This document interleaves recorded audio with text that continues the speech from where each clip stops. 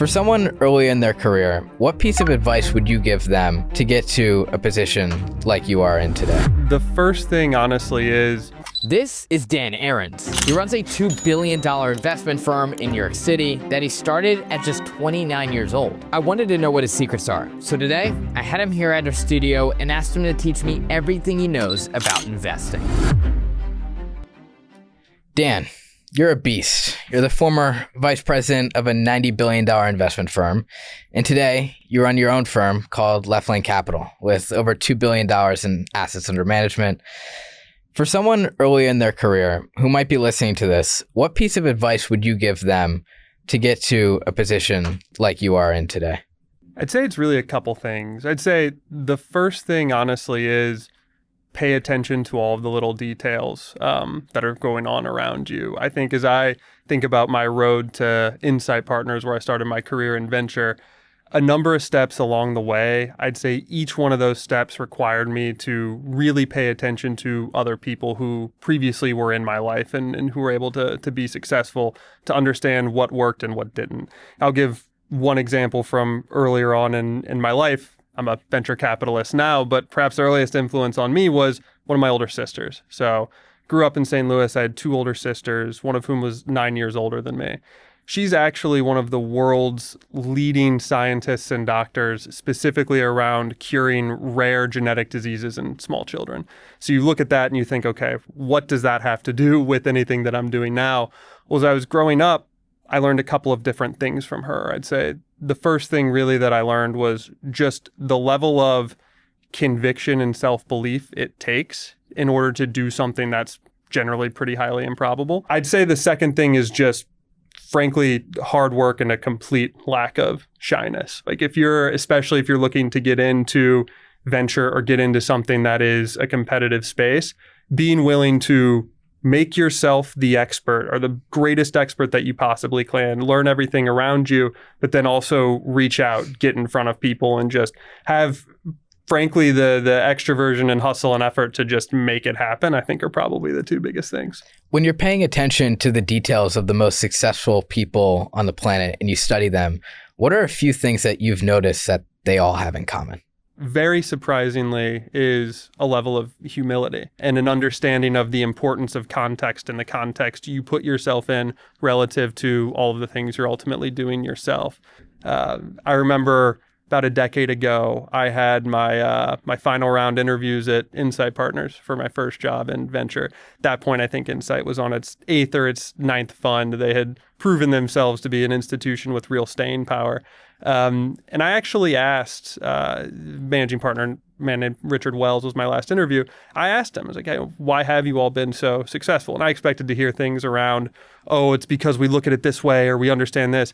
First thing he said was just, we run a great race and we were super intentional about the space that we wanted to play in, and understanding that you, as good or as strong or as smart as you think you are, minding your context and actually actively managing that context, be it the industry you're going after, the problem you're trying to solve, the people you're surrounding yourself with, is incredibly important. And I think everybody that I talk to who's been super successful has really thought about it that way. The second thing that all of them have is a continually renewable source of self-belief. You know, at this point, I've had the chance to work with almost 100 different growth investments, venture investments between my time at Insight and now my time at Left Lane. All of them, even and especially those that have gone on to very successful multi-billion dollar exits, for 12, 18, 24 months in each of those cases, there was a point where we didn't know if the business was ultimately going to exist.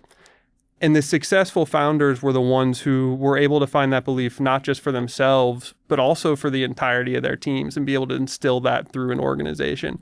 So I think when you put those two things together, those are two of the most common themes, specifically within founders and people looking to start companies that I've seen be successful. You mentioned hustle. As much as it's talked about, I still think it's a little bit underrated. You did what I believe a lot more people should do. So instead of going to an MBA, you kind of just jumped right into it. I think that if you want to be successful as efficiently as possible, don't get an MBA. Instead, I think you should learn from the most successful people in the world who are already in the position that you want to be in. and then go out, work for them, and take notes relentlessly for 2 years and figure out what they do differently, like you mentioned, that other people don't.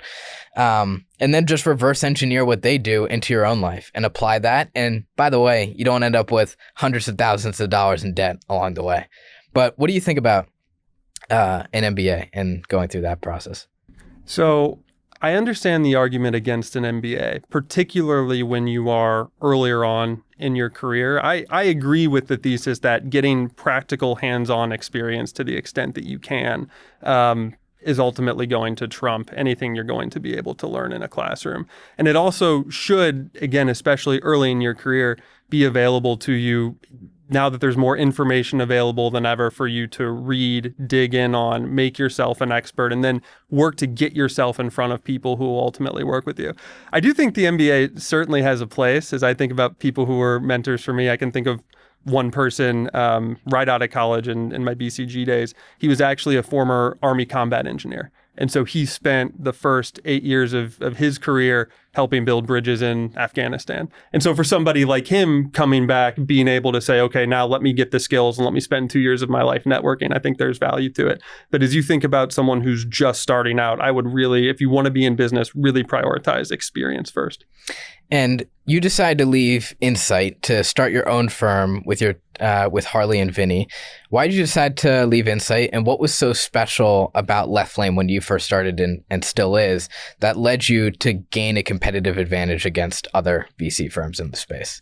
Yeah, so Harley, Vinny, and Jason Fiedler, yes. who joined us as well. So I'd say the motivation behind it was a real conviction in the strategy that we were running and a desire to frankly build something ourselves.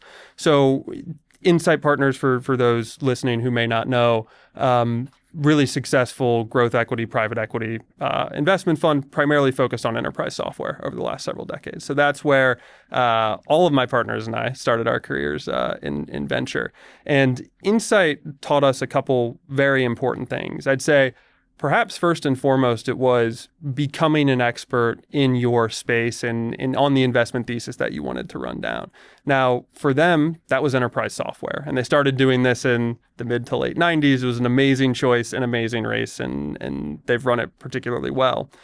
As I think about what our thesis has been over the course of our careers, it's been a little bit different, right?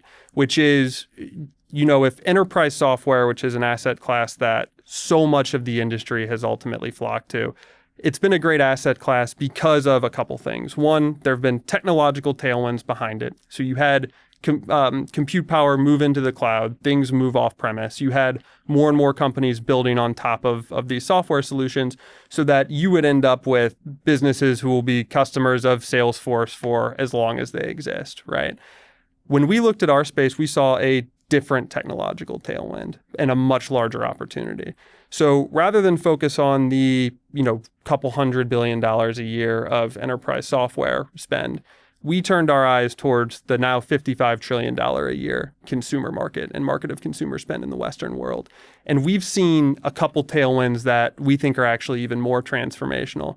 First and foremost, smartphone penetration, dating back from, late 2000s all the way through to where we are today. That enabled a complete transformation of the way that consumers use the internet. It went from the place where you find a doctor's office, the place where you share photos of your friends, to now it's actually the place you go to the doctor. It's not where you find a tutor. It's the place where you receive the tutoring services. So we saw this transformation where we thought internet properties and things solving these really lifelong problems for consumers were both going to be more available than ever because of smartphone penetration. And then also they were going to be able to capture more wallet share than ever because, again, there was just way more economics that were actually moving through the platforms as opposed to something that was going off platform. So we saw this thesis. We saw a market where everybody was really focused in the venture world pretty purely on enterprise software. And so we thought there was an opportunity to build an organization and a fund that was just dedicated to working with founders to solve these problems. It's the journey for M1 Finance, one of our first investments out of our first fund at Left Lane, relative to an enterprise software company is absolutely night and day. And so if we felt if we built a team, a network, resources, a thesis just around understanding that we were going to be able to stand out. And when you started your first fund, you raised $630 million for that first fund. How many meetings did it take to get to that? Somewhere between 1,500 and 2,000. And what was your pitch? So the pitch, the first part of the pitch was really exactly what I just laid out to you. It wasn't so much selling people on us, although at the time I was 29, the oldest of my partners was 30. So there was an element of establishing credibility.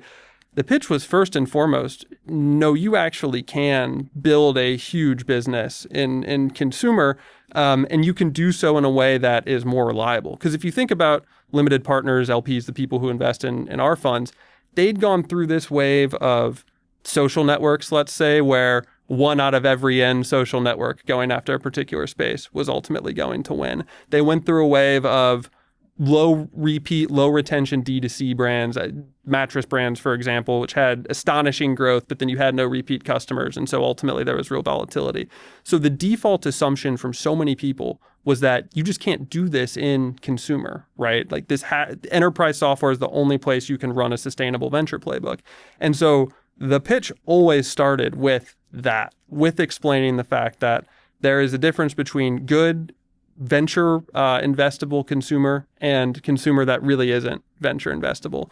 And that thesis started with the same reason the folks at Insight loved enterprise and enterprise software, which we learned from, starts with retention. Starts with the fact that if you back companies that customers will be around for 10, 15, 20 years, this becomes the most important thing that they're using on a regular basis, they're going to stick around. And I mean, we've seen it, right, over the last half decade where we had people at home for COVID, usage of so many different tools and utilities spiked. You had capital more available than ever before. You had that pull back a bit. But if you look at a lot of the companies we work with, because these were the types of things that you don't cut when times get hard, that you really are building your life on top of, then all those consumers persisted. The companies, or many of those consumers persisted. The companies are still doing great because of that resilience and that reliability. So it was finding a way to both convince people that that was a viable strategy, and then, of course, convince people on a first-time fund. We were going with a super ambitious. We were trying to raise 500. We ended up raising 630, but convincing people to make a bet on 4 relatively young people running an ambitious strategy. You mentioned your age. You're 29 years old. The oldest of your partners was 30. I've noticed a couple of things about the age dynamic as a founder. I've noticed, one, in podcasting, or I guess in my instance, being young is definitely certainly helpful to opening up the door. Yeah. But on the contrary, in sales, I've noticed it's actually can be more of a negative than a positive. And the reason why is, especially if you are building out a premium service offering and a premium product, if you're trying to sell that, offering about a similar price to somebody who might be like 10 years older than you, people might question like, hey, why should I trust someone who's 10 years younger to actually do this? For maybe founders who are also pretty young trying to combat that, what would you tell them? Make sure you understand what you're talking about. And then secondly, quickly adapt to the language that's already used by the people that you're trying to work with.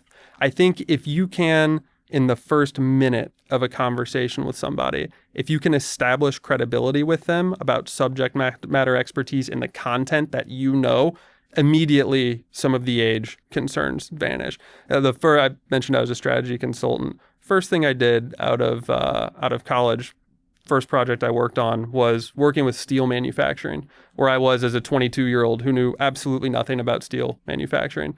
I was working with people who'd been in the steel industry for 3-4 decades. And my job was, how can we convince them to do X, Y, and Z and sort of achieve this strategic goal or identify it? And I was bad at the beginning. The first month, 2 months, it really struggled. But once we were able to get to a point where it was understanding that language, understanding the lingo, knowing that the first 2 minutes of a conversation with somebody, that vertical takeoff is so important. If you can nail that, eventually the credibility concerns melt away and you're speaking with somebody as a peer as opposed to somebody you're trying to impress. You mentioned the 1,500 meetings. I presume you've gotten hundreds of rejections through that. More than that. Yeah. How do you deal with rejection? Keep going. I think you get the rejection, you get feedback. first thing we do, evaluate the feedback. Is it valid? Is it not valid? Is there some way we can objection field and counter this or not? If so, we're going to change the pitch a little bit. We'll change the messaging. We'll make sure we have additional materials to make sure that people get this specific point about what it is that we're doing. And if not, you know what? We're just going to keep going. I think that's one of the advantages that I have, frankly, as a VC relative to somebody starting a company is I've had the chance to work with so many different founders and see such an extraordinary level of rejection that founders face as they start a company or start a career. It's the norm. It's just what is going to happen the vast majority of the time. And so I think if you're going to go start something, knowing that's the case and how to use it effectively, let it roll off and keep going, super important. I was listening to one of your co-founders' interviews, Harley Miller, on 20VC, and he said that to be successful early on in a fund, even if you're an associate, you have to think like an owner. How do you do that? It's a good question. If you're thinking like an owner, rather than thinking about how can, a typical thing we'll hear from somebody, junior in venture, how can I get a deal done? How can I start building a track record? That drives great hustle and great drive. That's awesome.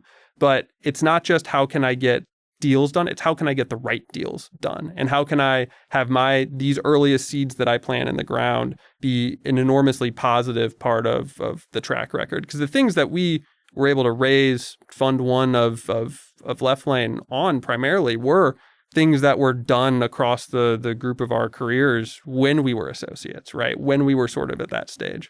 You've invested in some pretty successful companies now, like M1 Finance, Built Rewards. What do you look for in the right deals? First and foremost, will this product become part of the operating system of a consumer's life? So we are relentless at evaluating the customer's relationship with the product. We're looking for longevity. We're often, and this is more of kind of our quantitative approach, where we will, almost every deal that we do, we will look at raw, anonymized, of course, but raw transaction data. So every transaction that somebody's ever done. We'll also look at usage data. How often are you opening an app? How often are you, if it's a savings app, checking your savings? How often are you thinking about that? And we'll do surveys. We'll do all of this to put together a holistic view of, hey, is this going to be a bedrock of somebody's life? Is it not going to be a bedrock of somebody's life? And so that node is the first thing that we're really looking for. Does that exist or does that not? I think you'll hear different people who invest in consumer approach things differently. That really sits at the top for us. And then obviously market tailwinds, competitors, you'll sort of run everything through. But our thesis and our bet is that node, that customer product relationship is something that was misunderstood, understood, underanalyzed, and that there's real alpha if we're able to understand that better. And the other culture that you emphasize pretty diligently at Left Lane is to promote from within. What does that mean and why is it so important for your team? It's really difficult to think like an owner if there's very little chance or no belief that you can become one. I think that's one piece of it. The second piece of it is if we're going to invest as heavily in our culture as we do, it's super important to us that the people who join us around the table as partners be people who came through the ranks and sort of rose through that culture. So to that extent, everybody who works at Left Lane has long-term incentives with the fund, right? Has carry in the funds to make sure that they're fully aligned. We absolutely practice what we preach. One of our proudest days was we had our first partner promotion with Matt Miller joining us. He was one of the absolute first people here at Left Lane, started as a senior associate, rose the ranks all the way through. We've got an incredibly deep, talented team as well, where we're hopeful that more people will join us, but it's super important to us. You've operated with quite a bit of speed. This is something that I've noticed has been a consistent theme on our show. I interviewed this guy, which you might actually want to speak to. His name is Zach Yadagari. He's 17. He's got a consumer app called CalAI. And what they do is they scan food with 93% accuracy. It'll tell you like the calories and information and everything in the meal.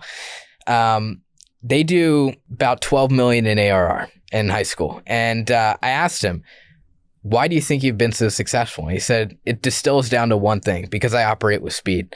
When I decide to take action on something, build out a feature, start a company, build a product, I just do it. And meanwhile, when our competitors decide that they might want to do something similar, it took them 3 months to decide whether or not they should do it, and we're 3 months ahead.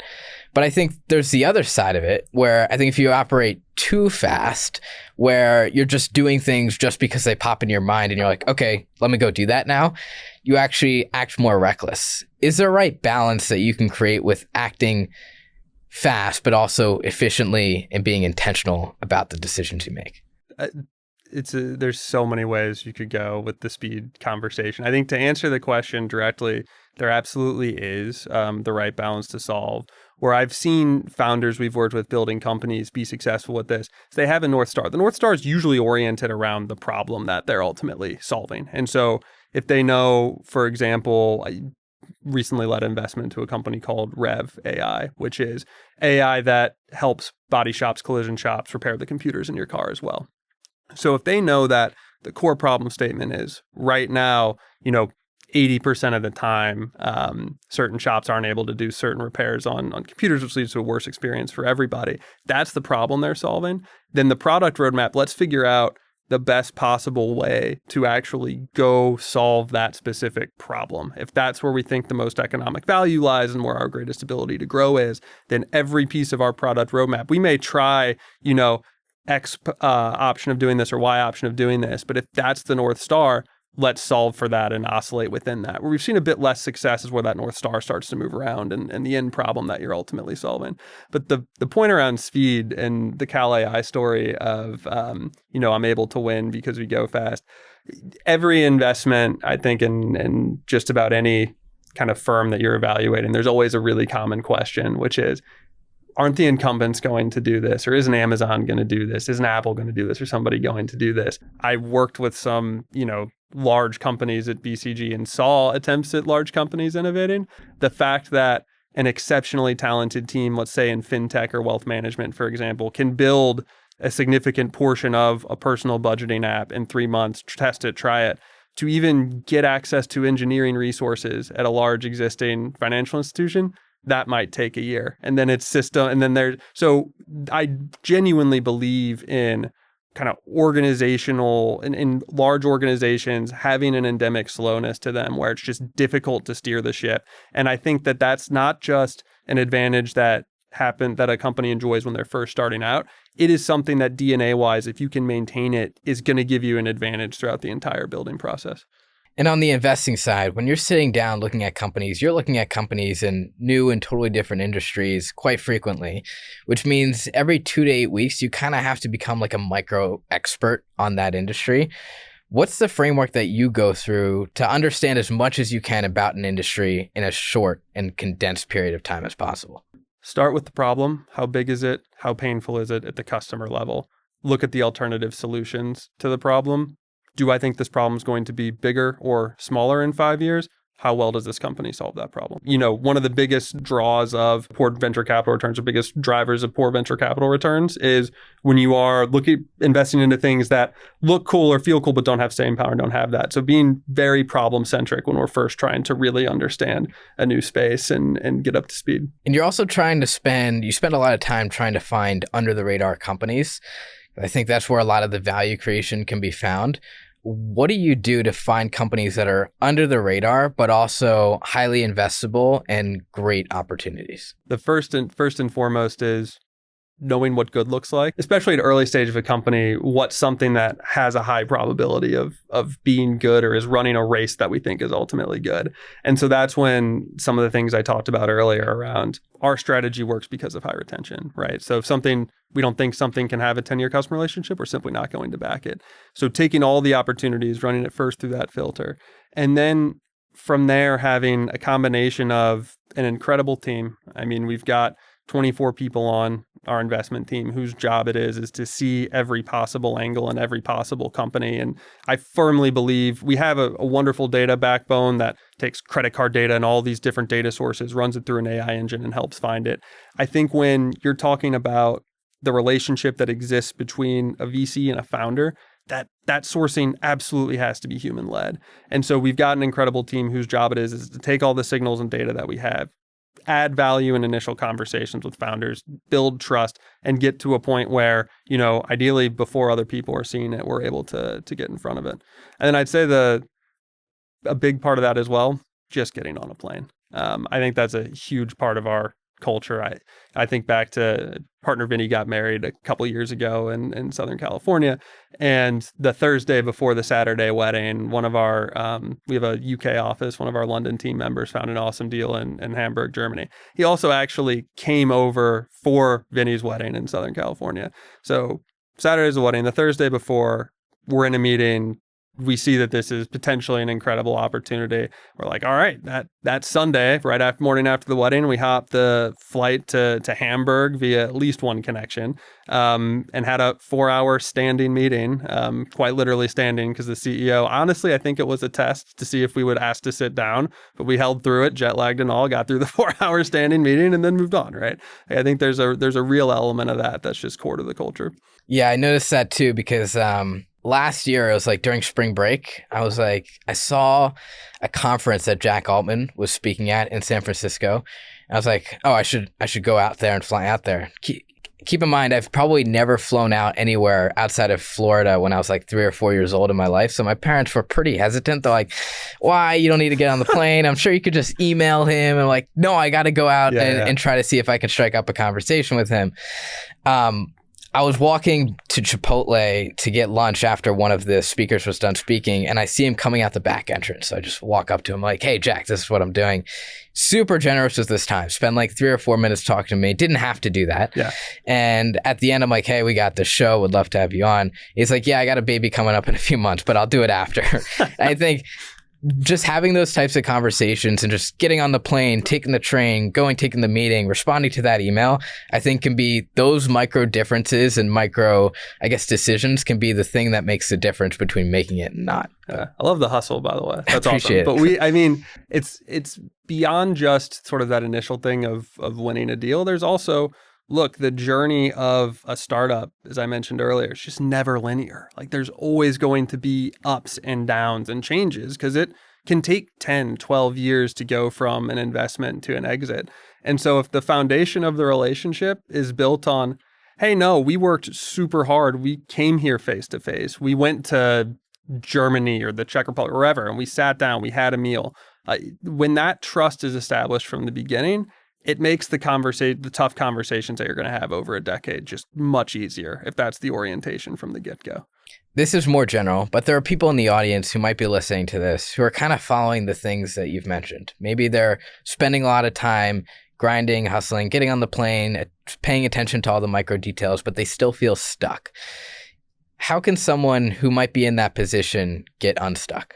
There's 2 types of stuck. There's short-term stuck and long-term stuck. Short-term stuck is maybe cheesy advice. Get outside. Go for a run. If you're in a city, go to a different neighborhood you don't normally spend time in. Maybe don't bring your phone. Don't look at it. Just remove yourself from the problem that you're ultimately trying to solve. Get some different experience or perspective, even if it's only for a few minutes. For me, that's running. Like over the holidays, I was working on a particular problem. I live primarily in Chicago. I went for a run. It was 15 degrees outside. I didn't care about the weather. I just wanted to help solve the problem after that. I'd say more seriously and more long term, if you're feeling stuck, take a second and evaluate, like, what part of this do you feel stuck on? Is it a market and or problem issue? In other words, is the track simply not long enough to run the race that you want to run? Or is it too cluttered to run the race that you want to run? Or are you feeling like you have some limitation that you can identify to say, hey, I'm not able to do this for XYZ reason, in which upskill? I think it's a matter of really, for those longer term conversations, thinking about, is it external? Is it internal? And then from there, working to diagnose it. I think that's a really good point. And throughout your time investing, you've been investing for nearly a decade now. What is the number one trait that makes a great investor? Curiosity. I think that you need to, when you're, to your point, doing these 2 to 8 week micro sprints to become micro experts in a given field, there is a real advantage to knowing 2 times more than the next best investor knows or the next best person knows. And so getting to a point where you have this deep endemic curiosity, where you see a problem being solved, you need to understand where it is. That's going to help you find better deals, win better deals. Importantly, people, VC, we talk a lot about doing the investment. as you're, I've been involved with now 20 plus boards over the course of my career. As you're a board member and partner to founders, that curiosity alongside of them is also able to make you just a much better thought partner. And you're trying to become the best consumer investor and the best in your space. To do that, you also need the best team. How do you evaluate and distinguish A players between B players and C players? What is so unique about them that you're able to see early on? Exactly why somebody is an A player, the spike that they have, that can differ. We have some folks who are exceptional at networking. So they're able to meet everybody. They become a gravitational pull in this space. We have some folks who are exceptional one-on-one with founders, who are able to build trusted relationships. Some who just analytically can see things ultimately in different ways.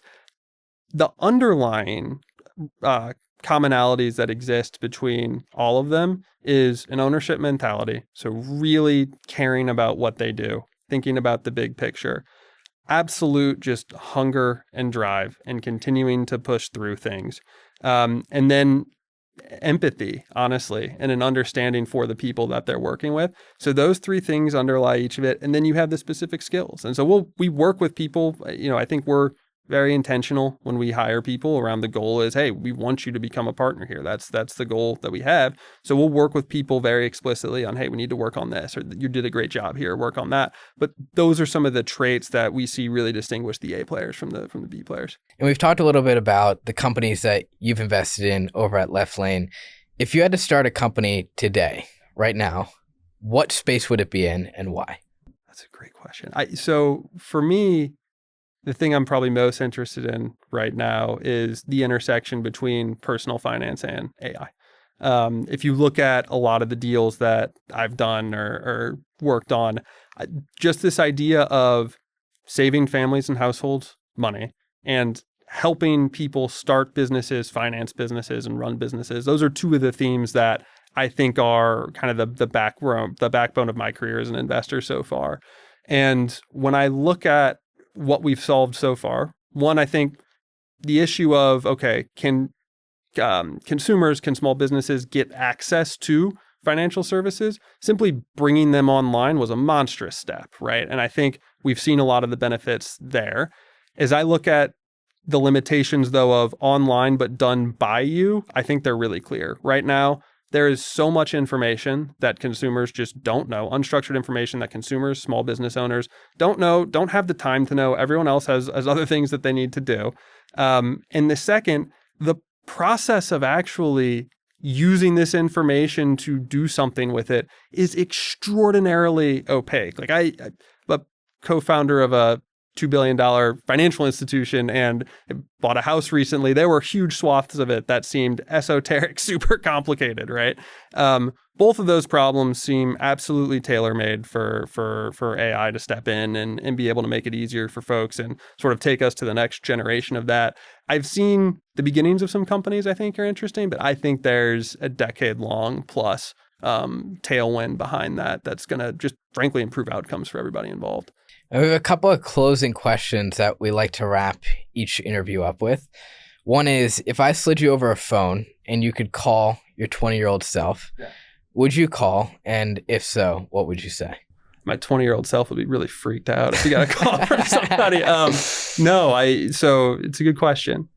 I would call my 20-year-old self. I think the main thing that I would push that person to do is to just have far less fear or concern of the downside of interactions and conversations. Naturally, I'm a somewhat introverted person. And so I think if I could go back and just say, hey, look, no, go have that conversation, right? Like go get in front of that person, take that initial step. I think the earlier you can start to do that, the network effects in your life are just exponential and they compound. So I would really push people in that direction.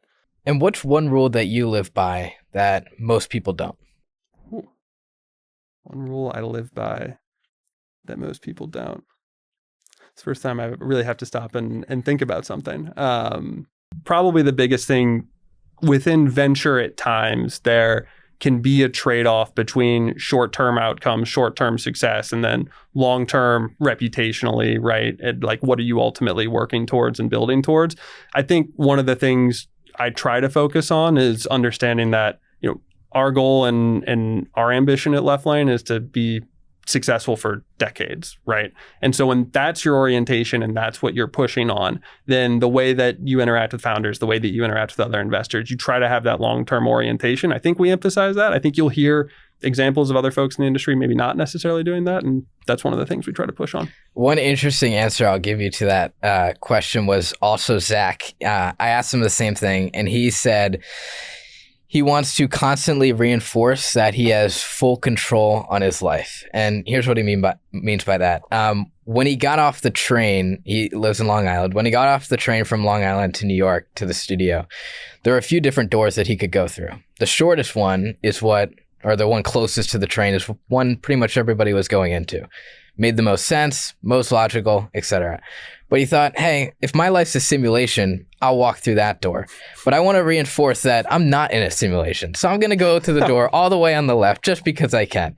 And he does this like all the time. He'll make like micro decisions during the day. Maybe instead of taking the shortest path to a destination, he'll spend an extra 3 minutes walking a totally different block that would take 4 or 5 minutes longer just because he wants to reinforce that he has full control on his life. So that I thought was a pretty interesting way to think about it. So when I was younger, I actually would go through a somewhat similar exercise of thinking about, okay, well, probabilistically, what path should I do? And was also somewhat focused on that.